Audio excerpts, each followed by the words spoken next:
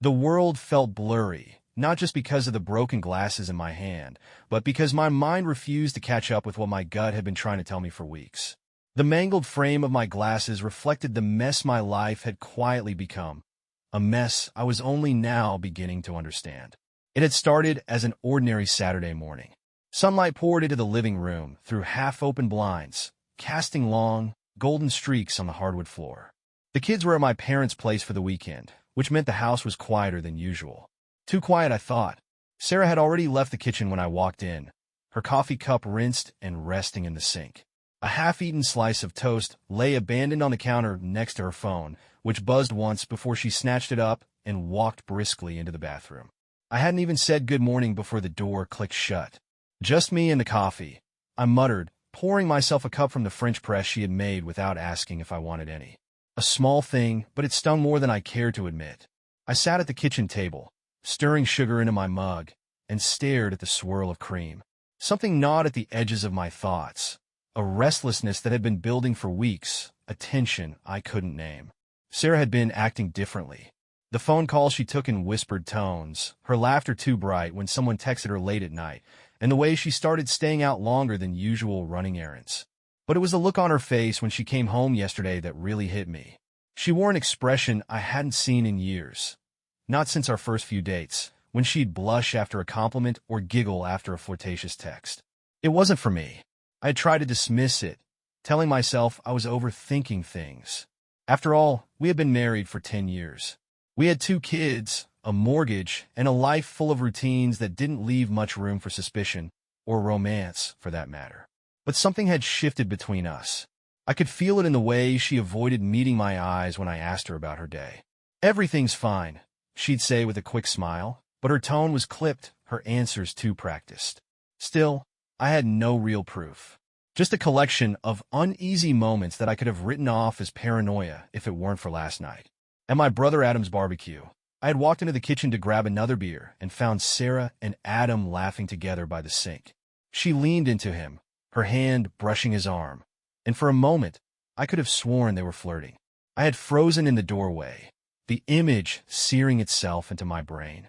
"Hey, Ethan," Adam called out, his grin wide and welcoming, like there was nothing to hide.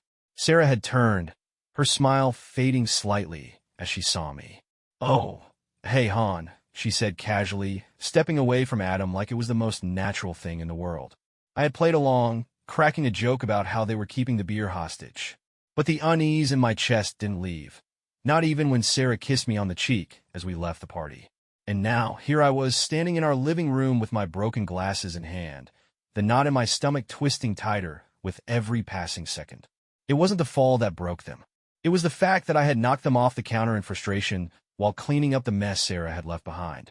She'd gone out for a quick coffee with friends 2 hours ago, and when I called to ask when she'd be back, her voice sounded distant. "I'll be home soon," she'd said, but there was laughter in the background, a deep, familiar laugh that sent a chill down my spine. Adam's laugh. I clenched the glasses tighter, the sharp edge of the broken frame digging into my palm. Was I going crazy? Paranoia wasn't like me. I was the steady one, the dependable one, the husband who worked late to make sure the bills were paid, the father who fixed bikes and built tree houses on weekends, the guy who trusted his wife, because why wouldn't he? But now, the doubt was creeping in, faster than I could push it away. I crouched to pick up the lenses and set the broken glasses on the counter, their bent frame a mockery of my own distorted reflection. I stared at myself, the lines around my eyes deeper than I remembered, my hair flecked with more gray than I cared to acknowledge. What the hell is happening to us? I whispered to no one. I took a deep breath and reached for my phone. Maybe I was wrong. Maybe Sarah really was with her friends. Or maybe it was time to find out the truth. I hesitated, thumb hovering over the call button. Instead, I opened a browser and typed in something I never thought I'd search for. How to know if your spouse is cheating. The article I had pulled up felt like a punch to the gut. It listed signs of infidelity in cold, clinical language, sudden attention to appearance, secretive behavior with their phone, unexplained absences. I stared at the screen, each bullet point cutting deeper as I mentally checked them off against Sarah's recent behavior.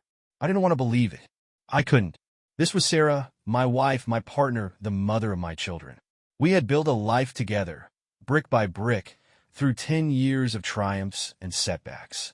But the gnawing feeling in my chest was relentless, like a predator sensing weakness in its prey. I closed the browser tab, locking my phone, and glanced at the clock. Sarah had been gone for over 3 hours now. Coffee with friends didn't take that long. Forcing myself to calm down, I went through the motions of cleaning up the living room. Toys were scattered across the floor from the kids' play session last night. I picked up a plastic dinosaur and placed it back on the shelf, trying to steady my breathing.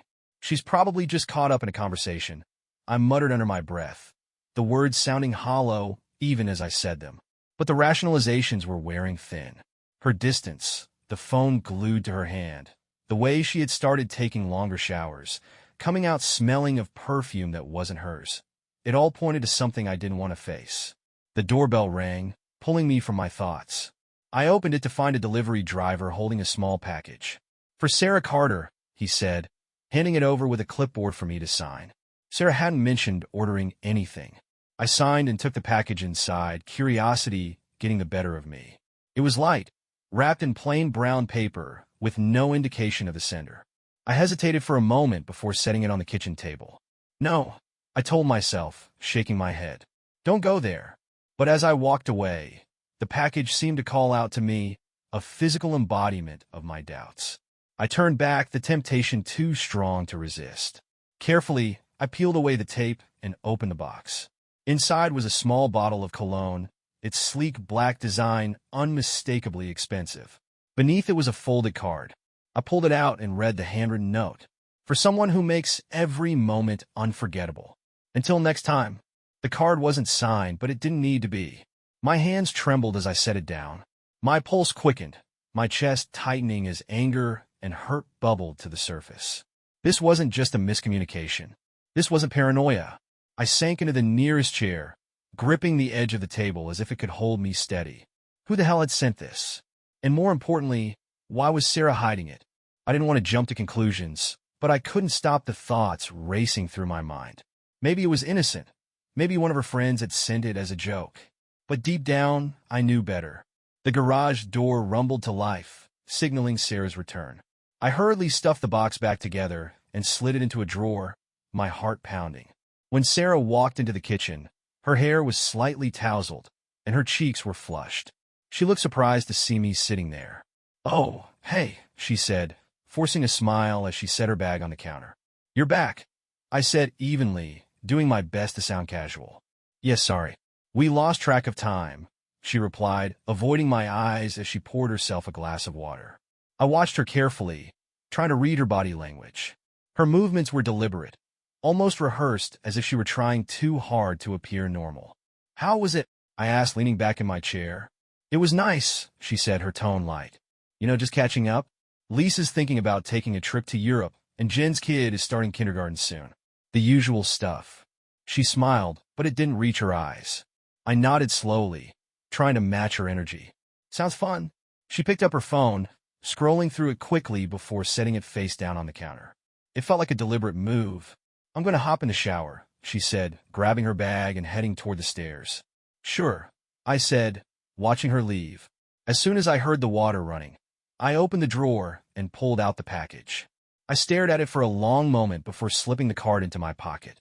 This wasn't over. I needed answers. And if Sarah wasn't going to give them to me, I would find them myself. By the time Sarah came downstairs, her hair still damp from the shower, I was seated on the couch with the TV on, pretending to watch some mindless cooking show. My thoughts were far from the screen, though. They were looping endlessly around the bottle of cologne and the cryptic note now hidden in the drawer. She walked into the room, her casual smile masking whatever secrets she might be keeping. She was good at that, projecting an air of calm, as if everything was perfectly fine. "What are you watching?" she asked, settling into the armchair across from me. I gestured vaguely at the screen. "Something about French pastry. The stuff I'll never be able to make." She laughed lightly, curling her legs under her. It was the kind of laugh I used to find infectious, but now it sounded hollow, like an echo of what it used to be. "You could if you wanted to," she said, giving me a playful nudge with her foot. "You just don't have the patience." She was trying to connect, I realized, but it only made the knot in my stomach tighten. Did she feel guilty? Or was this just another layer of her mask? I forced a chuckle, not trusting myself to say anything more. Her phone buzzed on the coffee table, and we both glanced at it. It was face down, as it always seemed to be these days. "Aren't you going to get that?" I asked casually. She hesitated for a fraction of a second before picking it up. "Just a spam message," she said, giving the screen a quick glance before putting the phone in her pocket. I nodded, not pushing further. But her reaction told me enough. She was hiding something, and she knew I was starting to notice. Later that night, after Sarah had gone to bed, I sat at the kitchen table with my laptop. The house was dark and quiet, save for the occasional creak of the floorboards. I stared at the search bar, my fingers hovering over the keys. Every part of me hated what I was about to do. But the image of that note flashed in my mind, the words taunting me. For someone who makes every moment unforgettable. Finally, I typed in, "how to track a phone." The search results were overwhelming. Apps, gadgets, forums full of people sharing stories about how they caught their cheating partners. My stomach turned as I clicked through the options, each one making me feel like I was crossing a line I could never uncross. After an hour of research, I found an app that seemed both simple and discreet. It wasn't something I could install on her phone without her noticing, but there was an alternative, a GPS tracker for her car. The idea made me sick. Spying wasn't who I was. But then again, neither was the person Sarah seemed to be becoming. The next morning, I stopped by an electronics store under the pretense of running errands. I told myself this wasn't a betrayal. It was a way to protect myself, to find the truth so I could confront her with facts instead of suspicions. When I got home, Sarah was in the backyard, watering the garden. I slipped the tracker into the glove compartment of her car, careful not to make any noise. My hands shook as I placed it beneath a pile of napkins, hidden but accessible. "Hey, Han," she called out when I came back inside. "I'm thinking of making lasagna for dinner. Sound good?" "Yeah," I replied, my voice steady even though my insides were churning. "Sounds great." The rest of the day passed uneventfully, with Sarah acting as if everything was normal.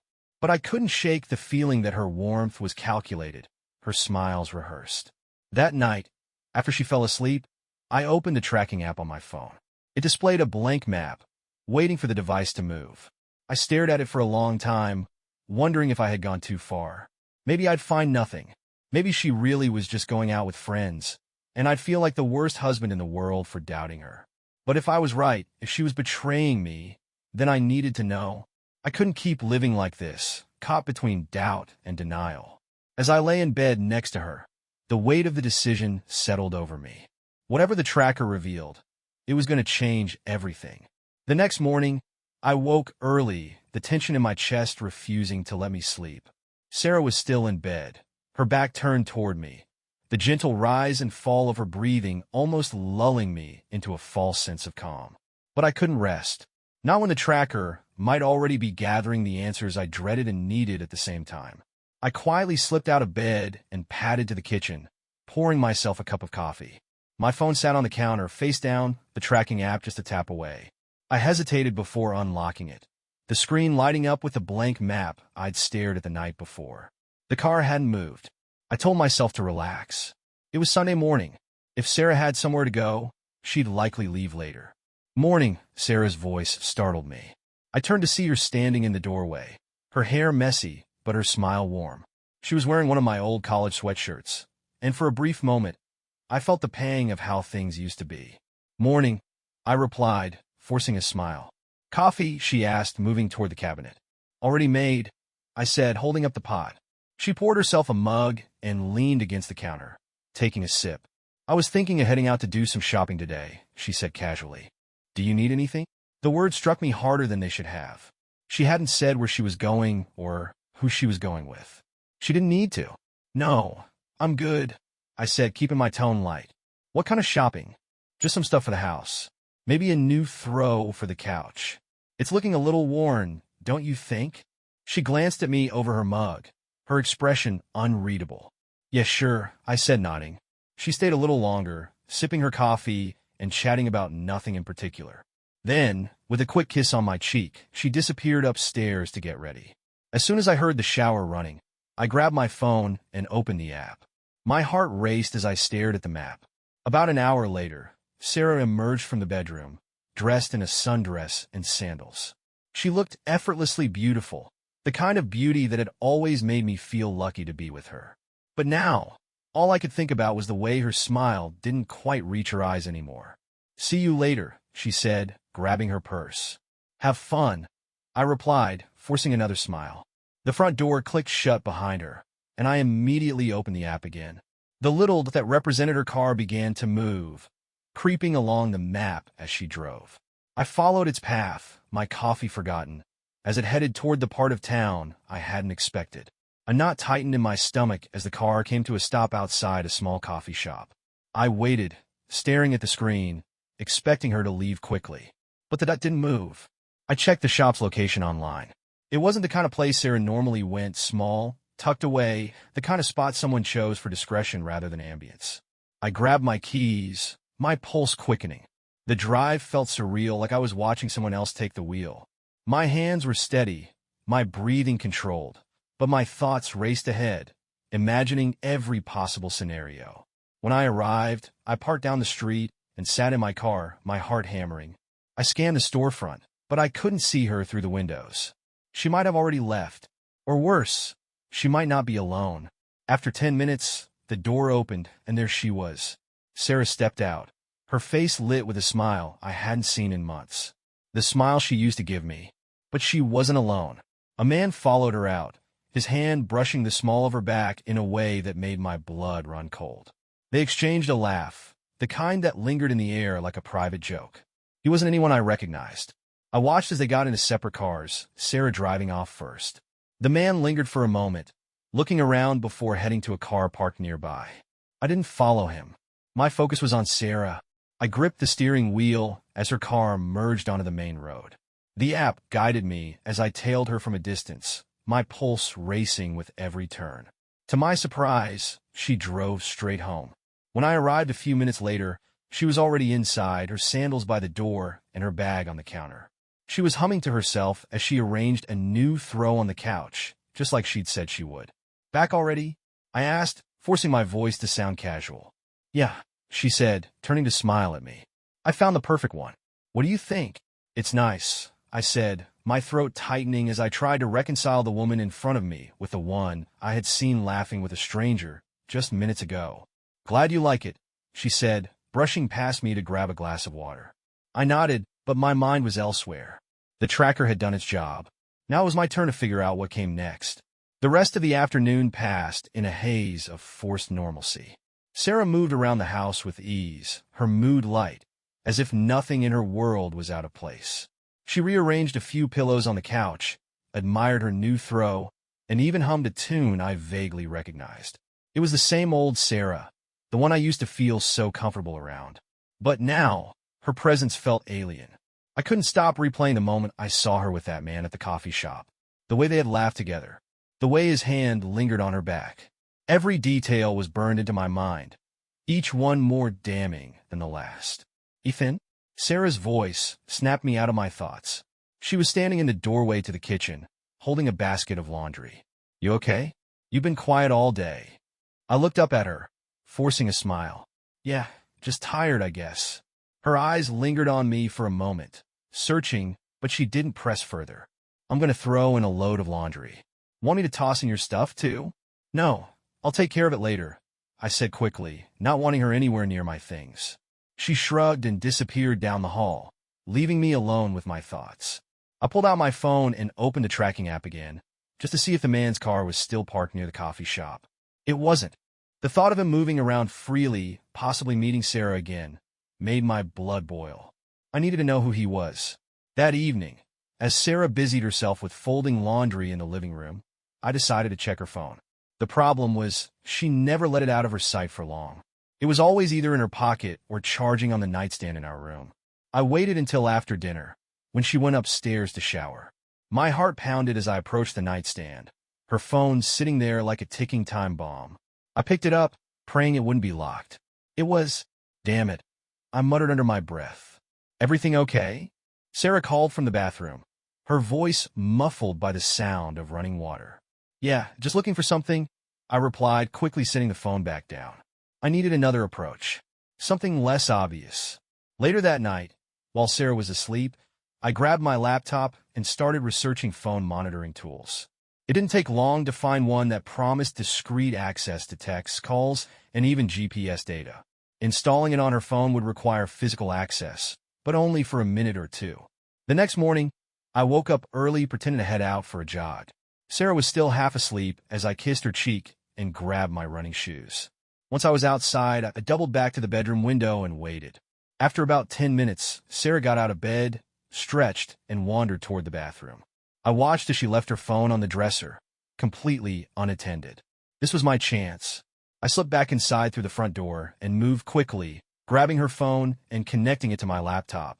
My hands shook as I installed the monitoring app, each passing second feeling like an eternity. Finally, the installation was complete. I set the phone back on the dresser and slipped out just as Sarah was finishing her shower. That evening, I accessed the app for the first time. My heart raced as I scrolled through her recent messages, my mind bracing for the worst. At first, there was nothing suspicious, just a string of texts with friends and coworkers about work and trivial plans.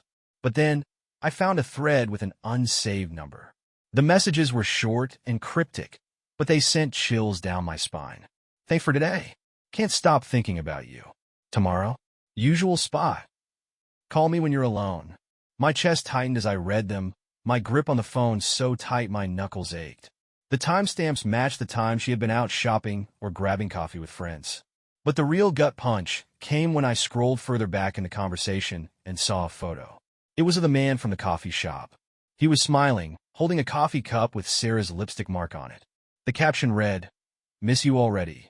My blood boiled as I stared at the screen, the weight of her betrayal crashing down on me.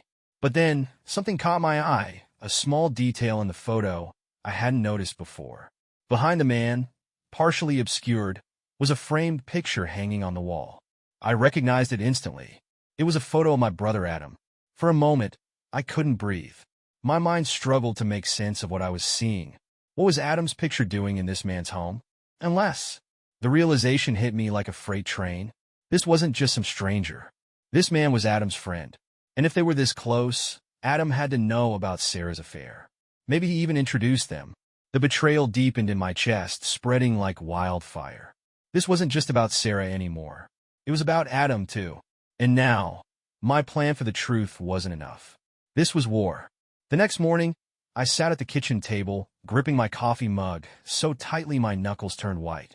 Across from me, Sarah hummed softly as she buttered a piece of toast, completely oblivious to the storm raging in my chest. I hadn't slept. The realization that Adam, the one person I trusted most, was entangled in this mess left me gutted. It was one thing for Sarah to betray me, but Adam? The brother who'd been my closest ally since childhood? I couldn't wrap my head around it. Was he covering for her? Did he know everything? Or worse, was he the one who introduced her to the man at the coffee shop? The questions gnawed at me, each one more infuriating than the last. "Ethan?" Sarah's voice broke through my thoughts. I looked up to see her watching me, her brow furrowed in concern. "You're staring at your coffee like it insulted you. You okay?" "Yeah," I said, forcing a tight smile. "Just thinking about work?" She nodded, seemingly satisfied with the answer, and went back to her breakfast. I couldn't do this much longer, pretend everything was fine while the two people I trusted most continued to stab me in the back. I needed answers, but I also needed to stay calm. Losing my temper would only tip my hand, and I wasn't ready for that. "Not yet. Any plans today?" I asked, trying to sound casual. "Just a few errands," she replied. "Groceries, maybe a stop at the bookstore." "You?" "Work stuff," I lied, sipping my coffee. Her phone buzzed on the counter, and I watched her glance at it briefly before flipping it face down. That move alone sent a jolt of anger through me, but I kept my expression neutral. "Anything interesting?" I asked, nodding toward the phone. "Just a reminder from the library," she said without missing a beat. "My book's overdue." Her lie was so smooth, so effortless, that I almost believed her. Almost. I waited until she left for her errands before opening the tracking app again. The familiar little that appeared on the map, moving steadily away from the house. My pulse quickened as I watched it head toward the same coffee shop as before. But this time I didn't follow her. I needed to know more about the man she was meeting. If he was friends with Adam, then Adam might have some answers, whether he wanted to give them to me or not. I grabbed my phone and dialed Adam's number. "Hey, Ethan," he answered, his tone cheerful. "What's up? Got a minute?" I asked. "Thought I'd swing by and catch up." "Sure," he said. "Come on over. I've got some beers in the fridge." I arrived at Adam's place 20 minutes later, my mind racing as I tried to figure out how to approach the conversation. Confronting him outright would be risky. If he was covering for Sarah, he'd go on the defensive, and I'd get nowhere. When Adam opened the door, he greeted me with a grin and a pat on the back. "You look like you could use a drink," he said, leading me into the kitchen. "You have no idea," I muttered, taking a seat at the counter. He handed me a beer and cracked one open for himself. "So, what's on your mind?" I hesitated, swirling the bottle in my hand. "You remember that barbecue last week?" "Yeah," he said, leaning against the counter. "What about it?" "You and Sarah seem to be having a good time," I said, watching his reaction carefully. He raised an eyebrow, taking a sip of his beer. "We were just catching up, talking about old times." "Old times," I repeated, nodding slowly. "Funny, she's been talking about wanting to reconnect with people lately, meeting up with friends, grabbing coffee." "Nothing wrong with that," Adam said, his tone casual. But there was a flicker of something in his eyes, something he tried to hide by looking away. I leaned forward, my voice dropping. "Adam, is there something you're not telling me?" His jaw tightened, and he set his beer down with a soft clink. "What are you getting at?" "I saw her," I said, my words sharp and deliberate. "At that coffee shop. She wasn't alone." He stiffened, his shoulders squaring as he avoided my gaze. "Ethan, I don't know what you think is going on, but don't lie to me," I snapped, slamming the bottle on the counter. "I know she's been seeing someone, and I know you know who he is." Adam's face darkened, a mix of guilt and anger flashing across his features. "Ethan, you need to calm down." "Calm down?" I interrupted, my voice rising. "My wife is cheating on me, and you expect me to stay calm?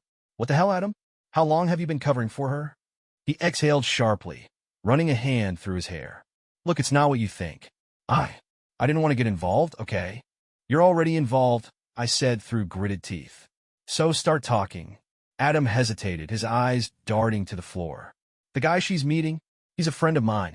We met through work. She came to me a few months ago, said she needed someone to talk to. I didn't know it would turn into this." "Why didn't you tell me?" I demanded. "Because I didn't want to blow up your marriage," he shot back, his voice defensive. "I thought she'd stop. I thought it was just a phase. I didn't think." "You didn't think?" I echoed bitterly. The room fell silent, the weight of his betrayal pressing down on us both. I stood abruptly, my beer untouched. "Thanks for nothing, Adam." As I walked out the door, Adam called after me, but I didn't look back. He was supposed to be my brother, my blood, and he'd chosen to protect Sarah instead of me. The anger burned hotter now, fueled by the bitter sting of betrayal. If they thought they could keep me in the dark, they were wrong. I wasn't just going to find out the truth. I was going to make them pay for every lie, every secret, and every betrayal. The drive home was a blur of anger and disbelief. The weight of Adam's betrayal pressed down on me, his excuses replaying in my head. I didn't think it would turn into this. That was his defense? He thought Sarah's affair was just a phase, like she'd eventually come back to me, and everything would magically be okay? I gripped the steering wheel tightly, my knuckles white as I sped through the familiar streets. Adam had known. He'd known for months, and instead of telling me, he'd chosen to shield Sarah, and by extension, the man she was seeing. The man he called a friend. By the time I pulled into my driveway, the anger had cooled, replaced by cold, calculating determination. I couldn't rely on Adam for the truth, but I had other tools at my disposal. Tools that would uncover every secret they were hiding. Stepping inside the house, I found Sarah in the living room, curled up on the couch with a book. She looked up and smiled, as if nothing had changed, as if the web of lies she was spinning wasn't unraveling around her. "Hey, how was your day?" she asked, her tone light and cheerful. "Productive," I replied, matching her casual tone. "Yours?" "Not bad. Got a lot done," she said, closing her book and setting it on the coffee table. "I picked up a few things at the store. Dinner's in the oven, by the way." Her domestic ease made my stomach churn. She was playing the perfect wife, all while sneaking off to meet another man. And Adam had been complicit. Smells good, I said, forcing a smile. I'm going to get some work done before dinner. I headed to the office, closing the door behind me. My laptop was already on, the tracking app open on the screen. Sarah's car had been parked at the house for hours, but her texts told a different story. I opened the monitoring app and scrolled through her messages. There was a string of texts from the same unsaved number. Wish I could see you tonight. Me too. Soon, though. Tomorrow, same place? I clenched my jaw, the screen blurring slightly as my vision tunneled. They were planning another meeting. That's when an idea struck me. If Adam wouldn't talk, maybe someone else close to him would. I picked up my phone and dialed Lisa, Adam's neighbor.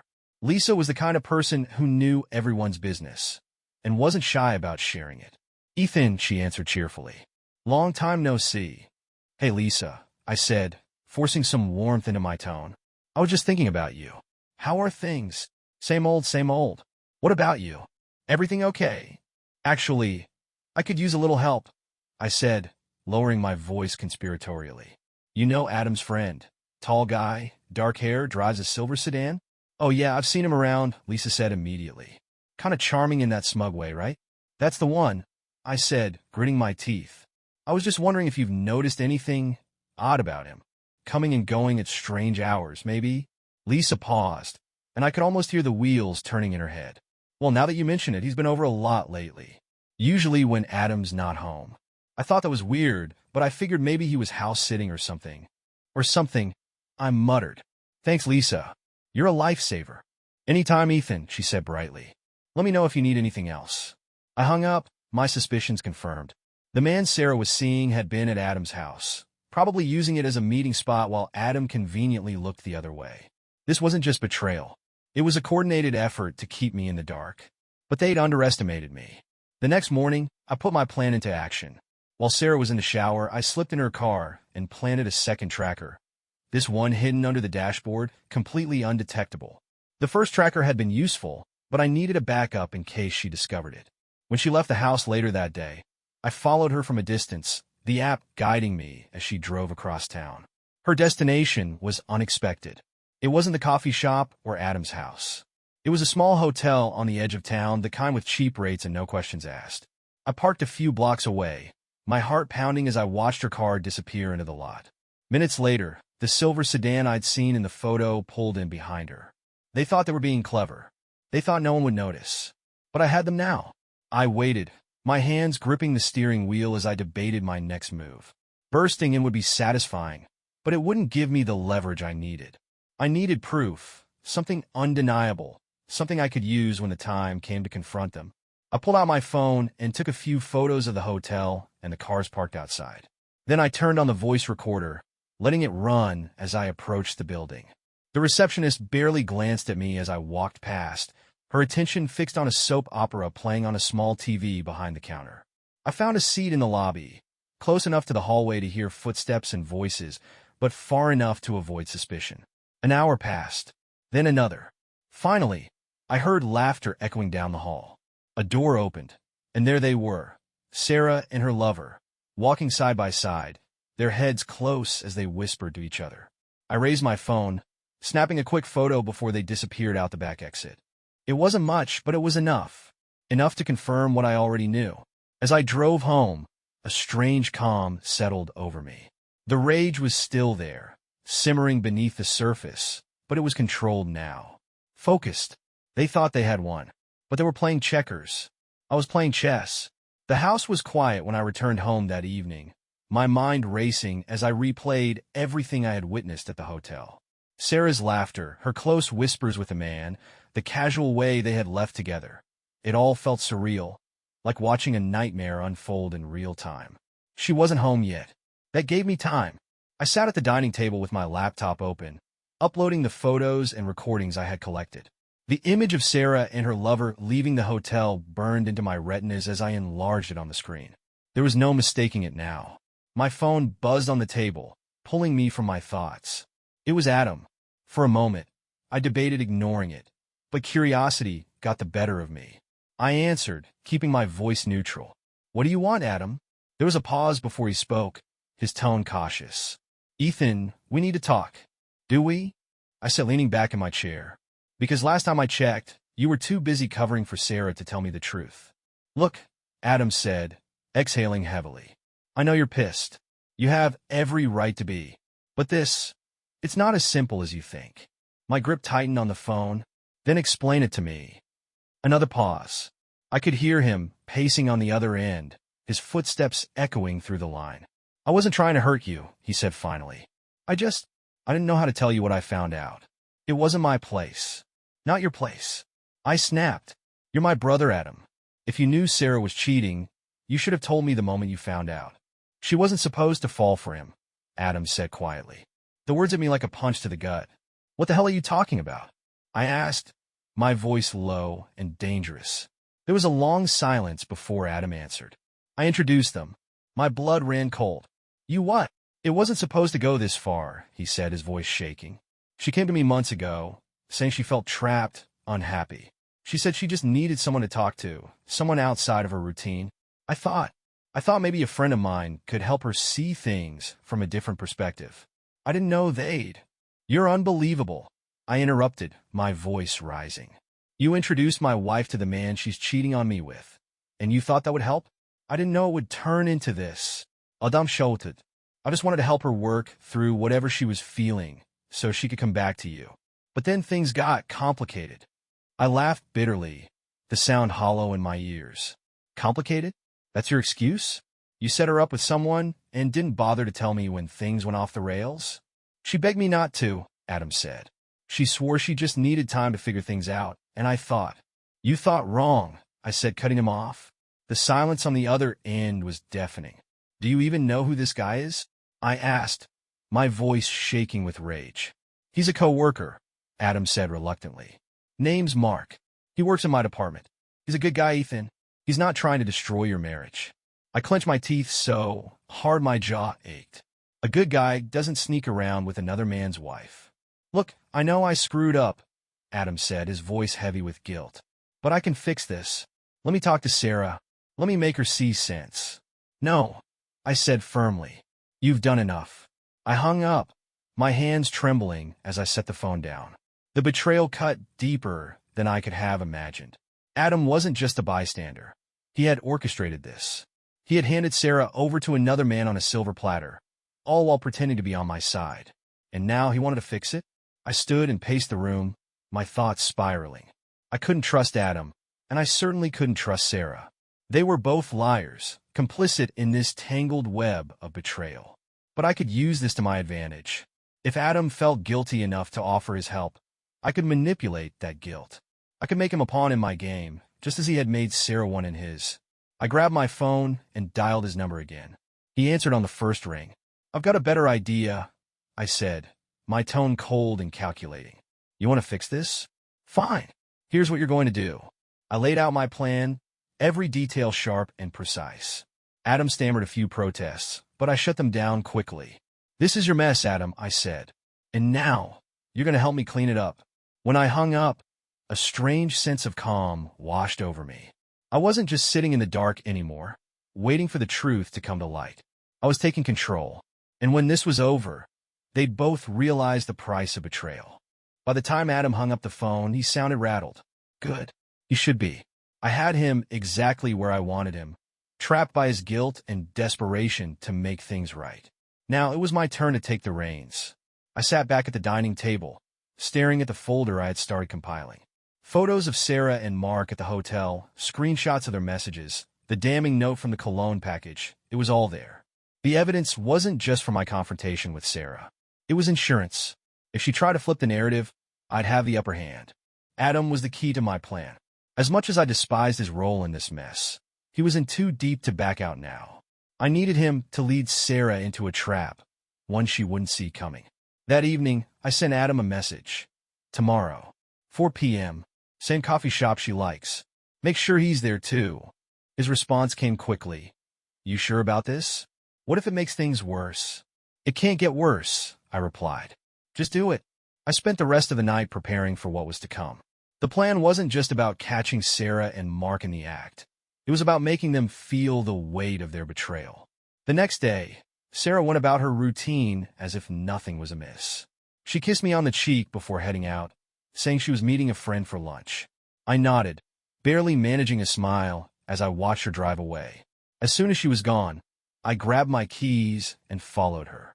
The tracker on her car made it easy to keep my distance without losing her. Just as I suspected, she drove straight to the coffee shop where she and Mark had met before. I parked a block away and waited, my heart pounding as I watched the door. It wasn't long before Mark arrived, his silver sedan pulling into the lot. He walked inside with a confident stride, as if he had no idea he was walking into a carefully laid snare. My phone buzzed with a text from Adam. "They're here. You ready?" "Go," he replied. I watched as Adam entered the coffee shop, his posture stiff, his face grim. From my vantage point, I couldn't hear what was being said, but the tension was palpable. Adam approached their table, and Sarah's smile faltered. Mark glanced nervously at Adam, clearly not expecting to see him. Adam gestured toward the door, his voice low but firm. Sarah hesitated, but eventually, she and Mark got up and followed him outside. This was it. I stepped out of my car and approached them as they stood near Mark's sedan. Adam was saying something to Sarah, his tone sharp and accusatory. Her expression shifted from confusion to anger as she tried to defend herself. Mark, meanwhile, looked like he wanted to disappear. "Mind if I join the conversation?" I said, my voice cold and steady as I walked up to them. Sarah's head snapped toward me, her eyes wide with shock. "Ethan, what are you doing here?" "Funny, I was about to ask you the same thing," I said, pulling my phone from my pocket. I opened the gallery and held up a photo of her and Mark leaving the hotel. "Care to explain this?" Her face went pale, and Mark visibly flinched. "Ethan, I can explain," Sarah began, but I cut her off. "Don't," I said, my voice like ice. "Don't insult me by pretending there's an explanation for this." She stammered, her gaze darting between me, Mark, and Adam. "This isn't what it looks like." "It never is it?" I said bitterly. I turned to Mark, who looked like he wanted to bolt. "And you, what kind of man sneaks around with another man's wife?" Mark opened his mouth to speak, but no words came out. Adam stood to the side, his face a mask of regret. He started to say something, but I held up a hand. "Save it, Adam. You've already done enough." Sarah's shock was quickly replaced by anger. "How dare you follow me?" she snapped. "You have no right to invade my privacy like this." I laughed bitterly. "Privacy? You think you're entitled to privacy while you're betraying me?" "That's rich, Sarah." Her bravado faltered, and she looked away, unable to meet my eyes. "I trusted you," I said, my voice breaking despite my best efforts to stay calm. "I built a life with you, and this is how you repay me?" She opened her mouth to speak, but I turned and walked away before she could say another word. I didn't need to hear her excuses. I didn't need her lies. This wasn't about reconciliation anymore. This was about reclaiming control. Back in my car, I took a deep breath, my hands shaking as I gripped the steering wheel. The confrontation had been the first step. The next would be far more calculated and far more final. Sarah and Mark thought they could keep their secrets, but they were wrong. I had the truth now, and I wasn't done yet. The silence in the car as I drove away was suffocating, but my mind was louder than ever, spinning with everything I had just witnessed. Sarah's betrayal was no longer a shadow lurking in the corners of my mind. It was fully illuminated, undeniable. But there was still something gnawing at me. Adam. His role in all this wasn't sitting right. Yes, he'd admitted to introducing Sarah to Mark, but the way he had acted during the confrontation seemed off. He wasn't defensive or smug, nor did he really try to mediate. Instead, he looked cornered, like a man carrying a burden he didn't know how to unload. Something wasn't adding up. When I got home, the house was quiet, just as I'd left it. Sarah hadn't returned yet, and I wasn't sure if I wanted her to. Her absence gave me time to think, time to plan. I poured myself a drink and sat at the dining table, staring at my laptop. The folder of evidence I'd compiled felt heavier now, as though it carried the weight of every broken promise Sarah had made. My phone buzzed, pulling me from my thoughts. It was Adam. "We need to talk. Now." I debated ignoring him, but decided against it. Whatever Adam had to say, it was better to hear it sooner rather than later. "Make it quick," I said when I picked up, my voice cold. "I can't do this over the phone," Adam replied, his tone strained. "Come to my place. Please." "Why? So you can cover for Sarah some more?" No, he said firmly. You need to hear the whole story. And you need to hear it now. I hesitated, but curiosity won out. Fine. Be there in 20. The drive to Adam's house felt longer than usual, my thoughts churning as I tried to piece together what he could possibly have left to tell me. When I arrived, he was waiting on the porch, a beer in his hand and a tense expression on his face. You got 5 minutes, I said as I walked up the steps.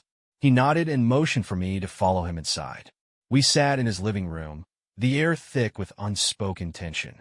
Adam took a long sip of his beer before finally speaking. Ethan, I screwed up, he began. Yeah, I got that part already, I said, leaning back in my chair. What else is new? It's not just about Sarah and Mark, he said, his voice heavy. There's more to it. I narrowed my eyes, my patience wearing thin, then spit it out.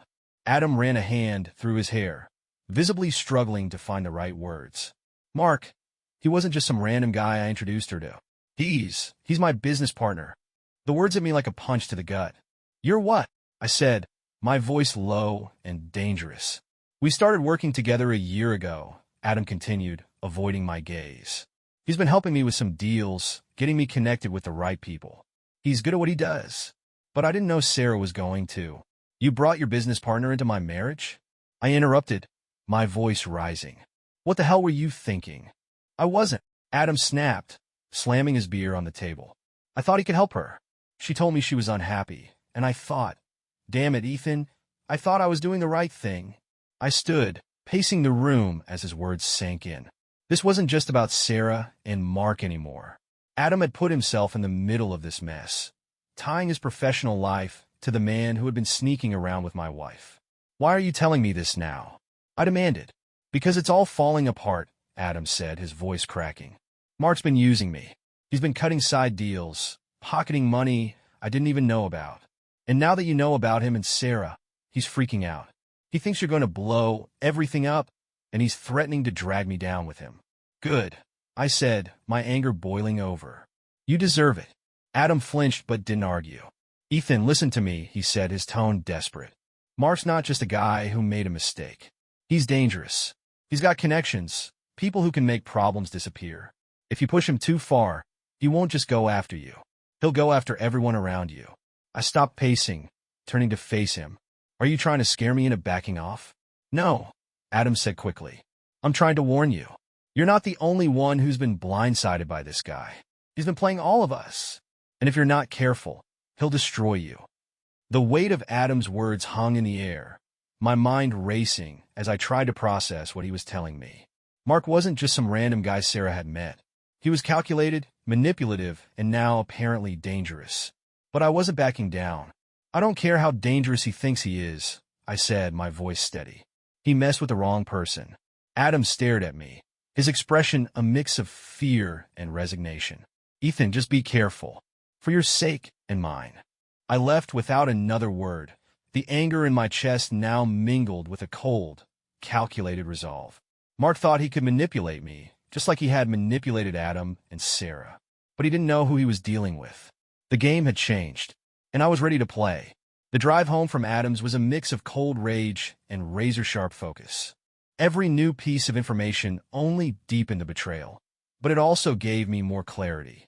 Mark was dangerous, yes, but he wasn't invincible. He'd made a fatal mistake. He thought I would crumble under the weight of his games. He was wrong. By the time I pulled into the driveway, I had a plan, a new one, designed not just to expose Sarah and Mark, but to dismantle the facade they'd built piece by piece. This time, it wouldn't just be about confrontation. It would be about control. When I walked into the house, Sarah was sitting at the dining table, her laptop open and a glass of wine in her hand. She looked up and gave me a tentative smile, as if testing the waters. You were out late, she said. Yeah, I replied, keeping my tone neutral. Met up with Adam. She hesitated, her fingers grazing the edge of her glass. Everything okay? Why wouldn't it be? I said, meeting her gaze. For a moment, the tension was palpable, but then she nodded and turned back to her laptop. I was just finishing up some work, she said, her voice carefully casual. Good, I said. We need to talk. Her fingers froze on the keyboard, and she looked up again, her expression wary. About what? I pulled out my phone and set it on the table between us. About this. Her eyes flicked to the screen, which displayed the photo of her and Mark leaving the hotel. Her face went pale, and she reached for her wine glass, taking a long sip before speaking. "Ethan, I can explain." "Don't bother," I interrupted, my voice cold. "I already know everything." Her lips parted, but no words came out. "I know about the coffee shop. I know about the hotel. I know about Mark." I leaned forward, my gaze locked on hers. "And I know this didn't just happen. You made a choice, Sarah, over and over again." She swallowed hard, her hands trembling as she set the wine glass down. "Ethan, please." "You betrayed me," I said, cutting her off. "You betrayed our family, our marriage, everything we built together. And for what?" "For him." Tears welled in her eyes, but I didn't care. I wasn't here to comfort her. "You want to know the worst part?" I continued. "You weren't even honest about it. You lied, you snuck around, and you dragged Adam into it. You turned my own brother against me." Her breath hitched, and she shook her head. "It wasn't like that," she said, her voice barely above a whisper. "I didn't mean for it to happen." "Spare me," I said, leaning back in my chair. "Do you have any idea how long I've known? How long I've been watching you lie to my face?" She opened her mouth to respond, but I held up a hand to stop her. "Save it," I said, "because you're going to tell Mark everything. Right now." Her eyes widened in shock. "What? No. Ethan, I can't." "You can," I said firmly. "And you will. Call him. Tell him it's over. Tell him I know everything. And make it clear that if he comes near you, or me, again, I'll destroy him." She hesitated, her face a mix of fear and desperation. "Do it," I said, my voice low and menacing. With trembling hands, she picked up her phone and dialed. I watched as she put it on speaker, the line ringing once, twice, before Mark's voice came through. "Sarah," he said, his tone warm and familiar. "Everything okay?" "No," she said, her voice shaking. "Everything's not okay." There was a pause on his end. "What's going on?" "I can't do this anymore," she said quickly, the words tumbling out in a rush. "Ethan knows. He knows about us. He knows everything." Another pause, longer this time. Then, Mark's voice turned cold. "What do you mean he knows?" "He has pictures," Sarah said, glancing at me nervously. "He's been watching us. He wants me to end this. Now." "Let me talk to him," Mark said, his voice tight. "No," I said, leaning forward. "You listen to me. This is over. You stay away from Sarah, and you stay away from me. If I see you again, if I hear your name, I will destroy you. Do you understand?" There was a beat of silence, and then Mark spoke, his tone low and dangerous. "You're making a mistake." "No," I said, my voice calm but firm. "You made the mistake, and now you're going to live with it." I ended the call, the silence in the room heavy as I turned to Sarah. "It's done," I said, "but don't think for a second that this is over." She stared at me, tears streaming down her face, but I didn't feel pity. I felt something colder, sharper. The game was shifting, and for the first time I was in control. Mark thought he could intimidate me. Sarah thought she could manipulate me. They were both wrong, and this was just the beginning. The silence in the house after the call was deafening. Sarah sat at the dining table, her face buried in her hands, tears silently streaking down her cheeks. I stayed rooted in place, watching her, a storm of conflicting emotions churning in my chest. There was the wreckage of our life together, laid bare between us. "I never meant for it to get this far," she whispered, her voice breaking. Her words hit me like a slap. The sheer audacity of her saying that after everything she had done sent a fresh wave of anger surging through me. "Not this far," I snapped, stepping closer. "So what? You meant for it to stop at coffee dates? Or maybe at the hotel, before you ripped our marriage to shreds?" She flinched, her sobs growing louder. "I was unhappy, Ethan. I felt lost. I didn't know how to talk to you about it. And then Mark, he listened. He made me feel seen." Her words stung in ways I hadn't anticipated. I wanted to shout, to rail against the excuses she was throwing at me, but a deeper part of me, a quieter, angrier part, simply felt hollow. "That's your justification?" I said, my voice low and steady. "That I didn't make you feel seen? Sarah, I was here. Every day, I was here. But instead of talking to me, you decided to destroy everything we built. Everything. She looked up, her eyes swollen and red. I didn't mean to destroy us. I didn't mean to hurt you. Intentions don't matter, Sarah, I said coldly. You hurt me. You hurt us. And you hurt the family we created. The mention of our family, our kids, seemed to cut deeper than anything else I had said. She covered her face with her hands again, her shoulders shaking as she cried. For a brief moment, I felt a flicker of something. Pity, maybe? But it was fleeting, quickly swallowed by the realization that this was the reality she had chosen. I turned away, needing to distance myself from her, and walked into the living room. The photos on the wall stared back at me. Smiling faces, vacations, birthday parties. Moments that felt like a lie now, tainted by what I knew. She followed me, her voice trembling. Ethan, please. We can fix this. We can go to counseling, talk to someone. I'll do whatever it takes. I turned back to her, my eyes narrowing. Fix this? Counseling won't undo what you've done.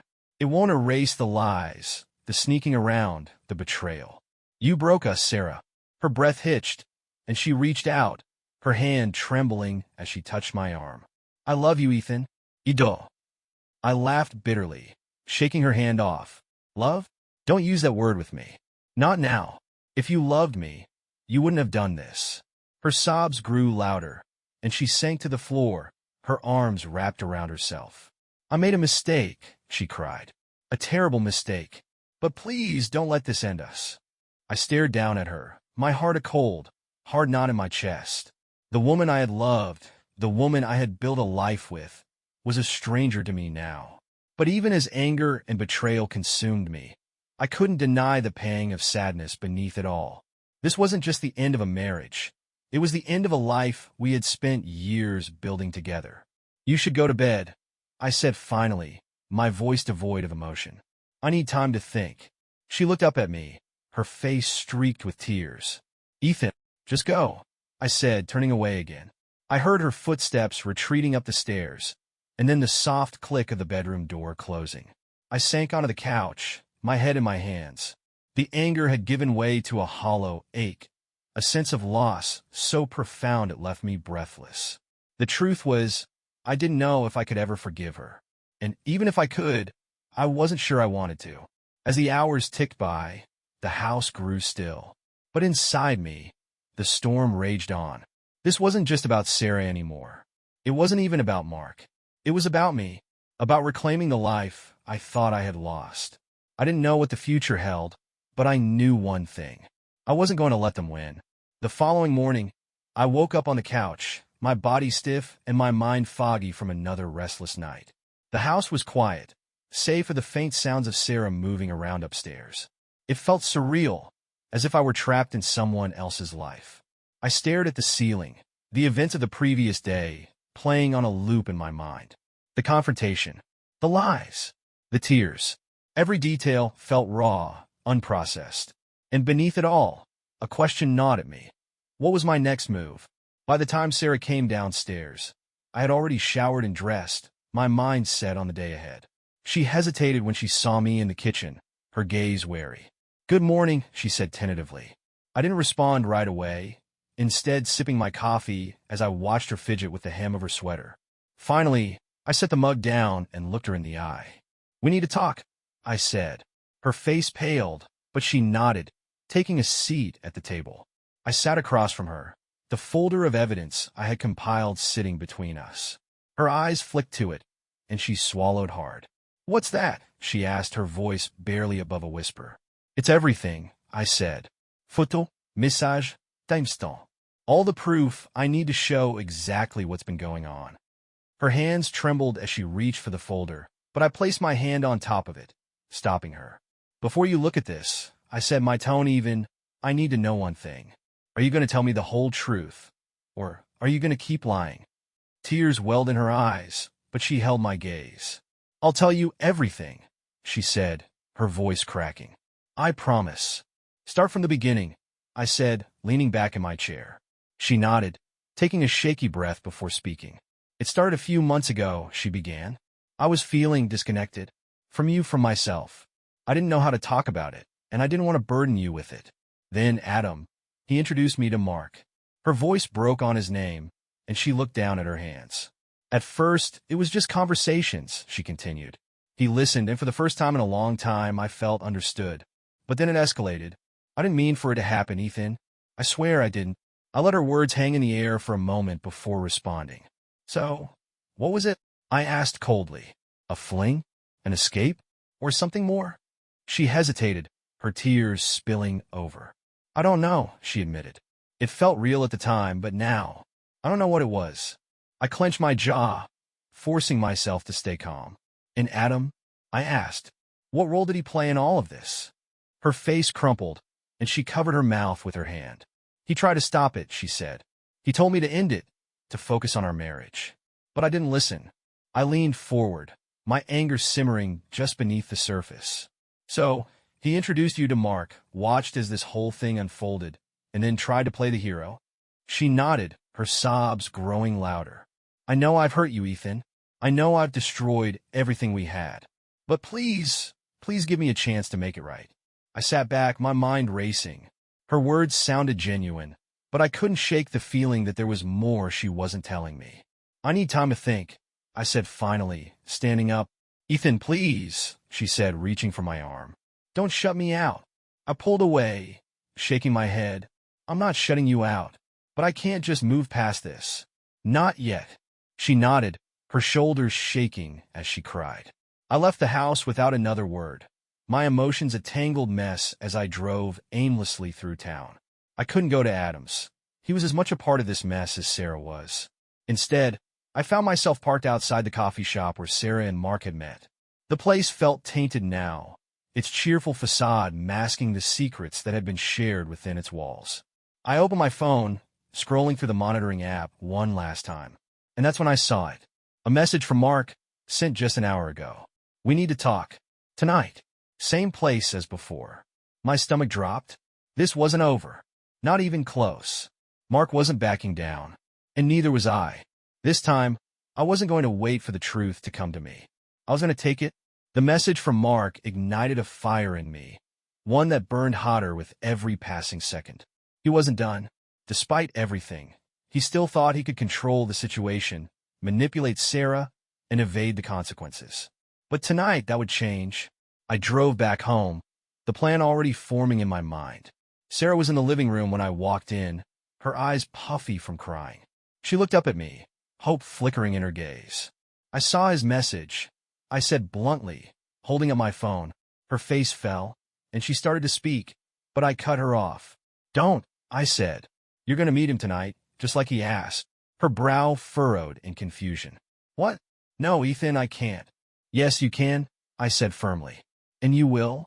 Because tonight, we're ending this once and for all. She stared at me, her mouth opening and closing like she couldn't find the words. Finally, she nodded, her shoulders slumping in defeat. I gave her the time and place.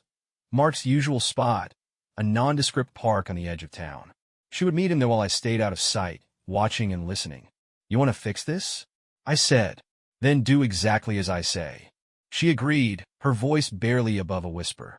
That evening, we drove separately to the park, arriving just after sunset. The air was cool, the sky streaked with the last traces of daylight. Sarah parked near the entrance and got out, glancing nervously toward me before walking toward the meeting spot. I stayed in my car, parked a short distance away.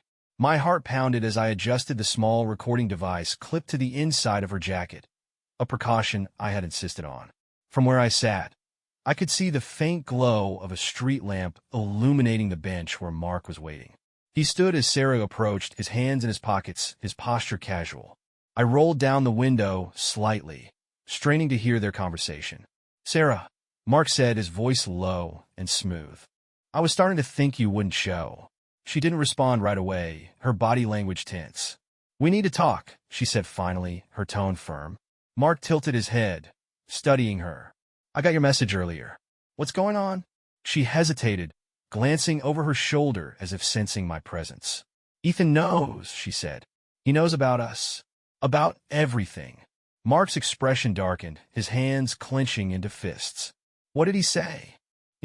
He wants this to stop, Sarah said. He wants me to end it. Mark took a step closer, his voice dropping. And what do you want, Sarah? Do you want to end it? Her hesitation was brief, but noticeable. I don't have a choice, she said. He's furious. He has pictures, messages. He'll ruin everything if we don't stop. Mark laughed bitterly, shaking his head. Ruin everything? He's bluffing. He doesn't have the guts to follow through. Oh, I wouldn't be so sure about that, I said, stepping out of the shadows. Mark whipped around, his eyes narrowing as I approached. Sarah took a step back, her face pale as she looked between us. What the hell is this? Mark said, his voice sharp. This, I said, holding up my phone, is me taking back control. I played a short clip of their conversation, the recording device catching every word. Mark's face twisted with anger as he realized what was happening. You think you can just waltz in here and threaten me? He said, his voice rising. You don't know who you're dealing with. Oh, I know exactly who I'm dealing with, I said calmly.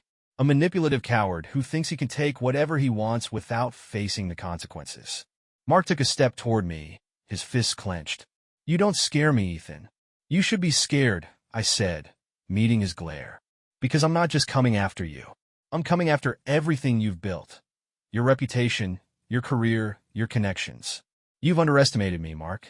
That was your first mistake. He faltered, a flicker of doubt crossing his face. I've got all the evidence I need, I continued. And trust me, when I'm done with you, everyone will know exactly who you are. Mark turned to Sarah, his tone desperate. You can't let him do this. Say something. But Sarah didn't speak. She simply looked away, her expression one of resignation. Mark's shoulders slumped, his bravado crumbling. What do you want? He asked finally. I want you to stay away from my wife, I said. And I want you to stay out of my life. If I so much as see your face again, I'll make sure you regret it. Mark stared at me for a long moment, then nodded reluctantly. Without another word, he turned and walked away, his footsteps fading into the night. As the tension in the air began to dissipate, I turned to Sarah. It's over, I said. She nodded, tears streaming down her face. But I wasn't ready to comfort her. Not yet. This was just the beginning of the end. The pieces of our life together were scattered, and I didn't know if they could ever be put back together. But one thing was certain. I wasn't done fighting for myself. The house was dark when we returned.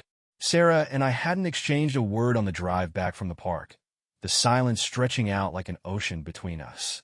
She parked in the driveway, but I stayed in my car for a moment, staring at the dashboard as my thoughts swirled. Mark was gone, at least for now, but the damage he'd done, the cracks he'd widened in my marriage and my family, were still there. And Sarah had been the one to let him in. When I finally walked inside, Sarah was sitting at the kitchen table, her face buried in her hands. The sight of her like that, vulnerable and broken, stirred something in me, a fleeting pang of the love we'd once shared. But it wasn't enough to erase what she'd done. I'll sleep in the guest room, I said flatly, heading for the stairs. Ethan, wait, she called, her voice trembling. I stopped but didn't turn around. Please, she said, her words barely above a whisper. Just talk to me, I sighed, running a hand through my hair before facing her. She looked up at me, her tear-streaked face a picture of remorse. What is there to talk about? I asked. You made your choices, Sarah. Now we have to live with them. She stood, her movements hesitant, and took a step closer. I know I hurt you. I know I broke your trust. But I love you, Ethan. I never stopped loving you. Her words hit me like a wave, crashing against the walls I had built to protect myself. For a moment, I wanted to believe her, to cling to the idea that love could somehow survive the wreckage of betrayal. But then I remembered the lies, the secrecy, the cold reality of what she had done. Love isn't enough, I said, my voice steady but heavy with emotion. Not after this. Not anymore. She flinched, tears spilling over as she covered her mouth with her hand. I'll do anything, she said. Counseling, therapy, whatever it takes. Just don't give up on us. I looked at her, the woman I had loved for so many years, and felt a pang of grief for what we had lost. But the pain she had caused was too deep, the trust too shattered. I'm not giving up on us, I said finally. I'm protecting myself. And our kids. Her expression shifted, confusion mixing with fear. What does that mean? It means I'm filing for divorce, I said. The words hung in the air, heavy and final. She shook her head, her voice breaking. No. Please, we can fix this. I can fix this. No, Sarah, I said firmly. This isn't something you can fix with apologies and promises. You made a choice, a series of choices, that destroyed what we had. And I can't live with that. Not anymore. She sank into a chair, her sobs filling the room as I walked away. The next few weeks were a blur of legal meetings, hard conversations, and moments of unbearable silence. Telling the kids was the hardest part. Emma and Ben had always seen us as the picture-perfect couple, and breaking that illusion felt like ripping a bandage off a wound that would never fully heal. But as hard as it was, there was also a strange sense of relief. The lies were over. The facade was gone. I threw myself into work, into rebuilding the parts of my life that hadn't been touched by Sarah's betrayal. It wasn't easy, but every small victory, a productive day at the office, a laugh with my kids, felt like a step forward. Adam tried to reach out a few times, but I ignored him. I wasn't ready to face him yet, to process the betrayal of my own brother. Maybe one day, but not now. As for Sarah, she moved out a month after the divorce papers were filed. We stayed civil for the sake of the kids, but the closeness we once shared was gone. One evening, months later, I found myself sitting on the porch, watching the sunset paint the sky in shades of orange and pink. The pain of what had happened still lingered, but it no longer consumed me. I wasn't the same man I had been before Sarah's betrayal. I was scarred, yes, but also stronger, more resilient. And for the first time in a long time, I felt free.